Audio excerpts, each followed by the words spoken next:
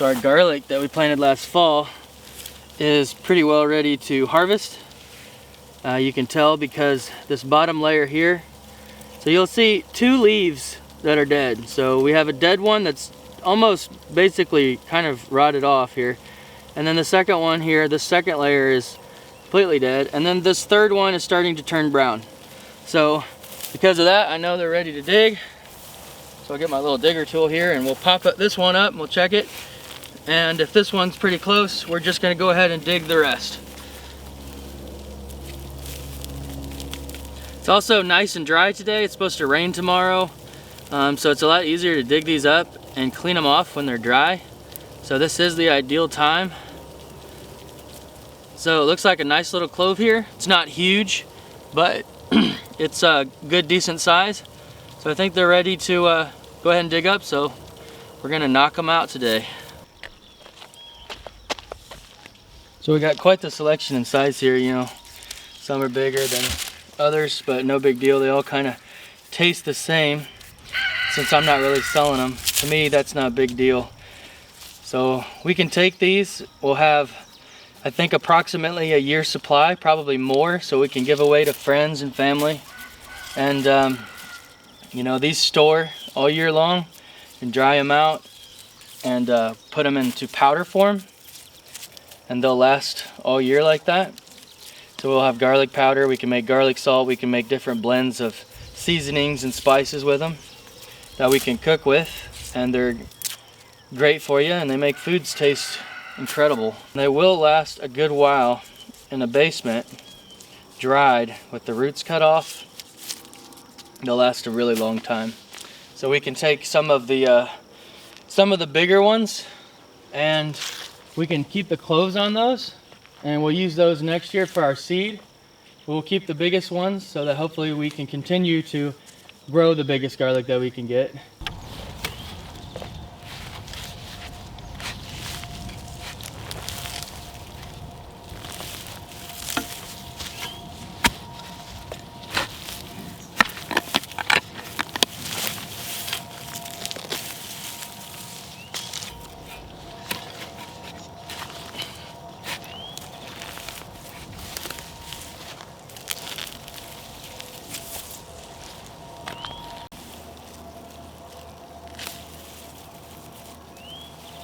That is a lot of garlic.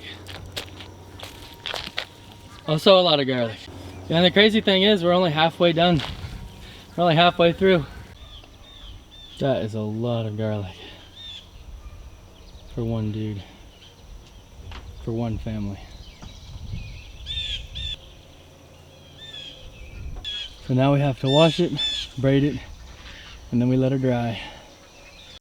So to dry this, just basically put it somewhere cool, somewhere dark, no sunlight, no direct sunlight. We'll put it in the, well, in our case we'll put it in our garage. We'll get some fans blowing just to keep air going through it so that it doesn't get, so it dries a little faster and doesn't get, you know, sit too stagnant, too wet for, doesn't get stagnant and sit for too long wet and start to grow fungus. But otherwise,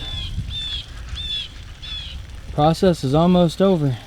That started last October, putting these cloves in the ground, and now each of these cloves made a whole bulb of garlic. Pretty cool. It's a lot of work, but it's pretty cool and it tastes excellent. You put these, you can grind them up, you can store them, you can make a powder out of them, make garlic powder, you can make garlic salt, you can put them in all kinds of dishes, seasonings, seasoning blends. They make food taste excellent, and it's just better than getting it from the store, in my opinion, because each time you know, you taste that garlicky flavor, you know that you grew it yourself. And garlic is really good for you as well, good for your heart. So, you know, none of these have been sprayed with any kind of pesticide, herbicide, fungicide, nothing. Just soil, rain, water, nutrients.